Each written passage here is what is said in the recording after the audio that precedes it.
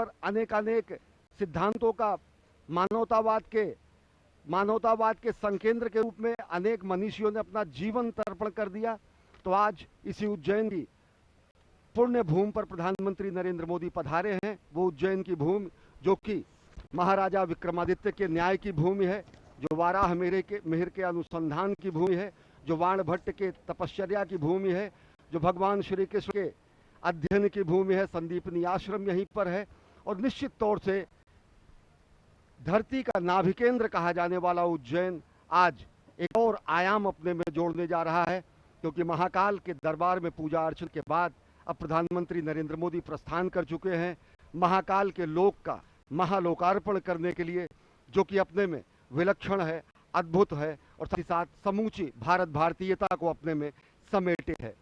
इसके बाद आप देखेंगे कि किस तरीके से आज उज्जैन की श्री में, आज उज्जैन की सौंदर्य में, आज उज्जैन की महिमा में, आज उज्जैन की गरिमा में एक नया आयाम जुड़ने जा रहा है, जब प्रधानमंत्री नरेंद्र मोदी महालोक के लोक का महालोकार्पण करेंगे।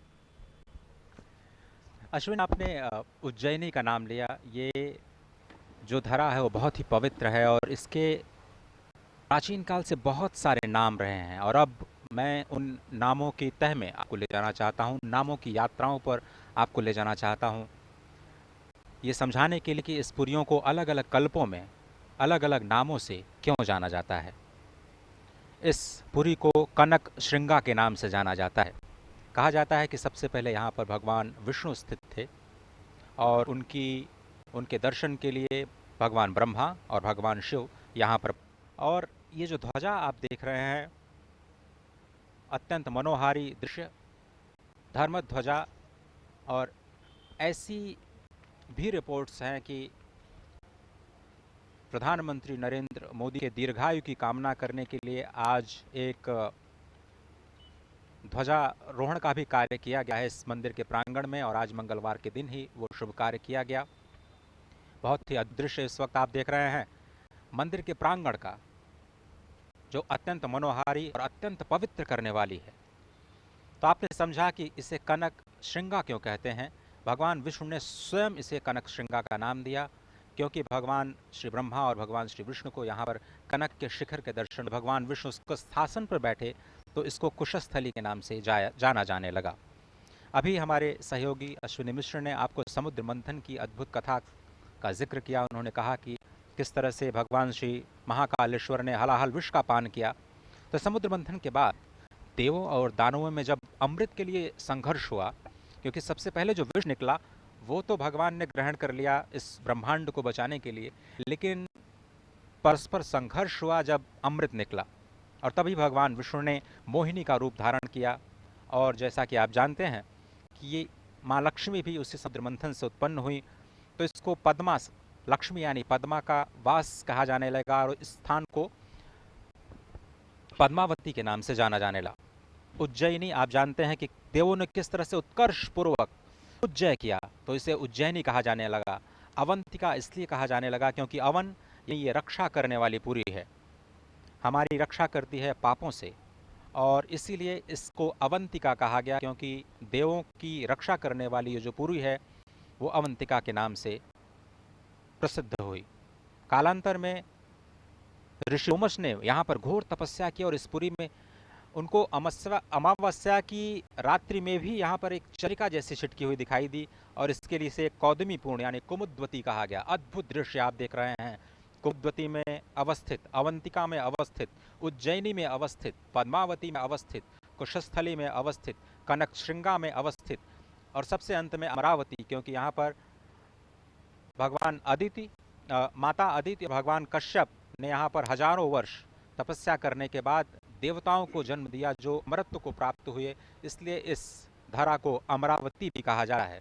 तो ये जो विहंगम दृश्य आप देख रहे हैं, मंदिर के नीचे जो कोटि तीर्थ है उसके भी आप दृश्य देख रहे हैं। मंदिर के ठीक दाहिनी तरफ एक जो कुंड दिखाई दे रहा है, वहीं से भगवान का जलाभिषेक उस जल से किया जाता है और कहा जाता है कि महाभारत काल में स्वयं भीम ने यहाँ पर स्नान करके शिव का जलाभिषेक किया था। और उसके साथ जो एक बहुत लंबी सी नदी की श्रृंखला आपको दिखाई दे रही है वो यहाँ का रुद्र सरोवर, जो कि 7 सरोवरों में बहुत ही प्रसिद्ध, बहुत ही पुण्यकारी। नयनाभिराम दृश्य, मनोहारी दृश्य, आंखों में रच बस जाने वाला दृश्य, क्योंकि आज महाकाल की नगरी में प्रधान सेवक राष्ट्रनायक प्रधानमंत्री नरेंद्र मोदी महाकाल के लोक का महालोकार्पण करने पहुंचे हैं। अजय, निश्चित तौर से मैं लोभ संवरण नहीं कर पा रहा हूं। जितनी सनातन संस्कृति जितनी हमारी प्राचीन है और जिस तरीके से हमारी सनातन संस्कृति ने समूचे विश्व को अनेक उपहार दिए, उसके लिए विश्व की समूची सभ्यता ऋणी रहेगी।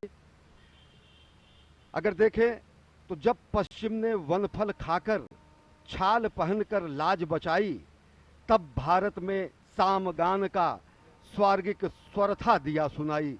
जब पश्चिमी देश वनों जंगलों में रहकर छाल पहनकर अपनी लाज बचाने आदिमानव के रूप में रहा करते थे, तो हजारों सहस्राब्दियों पहले वेदों का गान, वेदों के ऋचाओं का निर्माण इन्हीं पुण्य सलिला, गंगा, यमुना, क्षिप्रा, उज्जैनी, काशी, कांची, अवंतिका, इन सभी नगरियों में हुआ, जो कि समूचे विश्व के लिए अनुपम उपहार है। और निश्चित तौर से अगर देखें तो दुनिया का इतिहास पूछता, रोम कहाँ, यूनान कहाँ है, घर घर में शुभ अग्नि जलाता वह उन्नत ईरान कहाँ है, दीप बुझे पश्चिमी गगन के जब व्याप्त हुआ बर्बर अधियारा, किंतु चीर कर तम की छाती चमका हिंदुस्तान हमारा। तो आज ये जो दृश्य देख रहे हैं, ये हिंदुस्तान की आभा को नए विश्व पटल पर स्थापित कर रहे हैं। आज चमकते हुए हिंदुस्तान के नए स्वरूप को आप देख रहे हैं।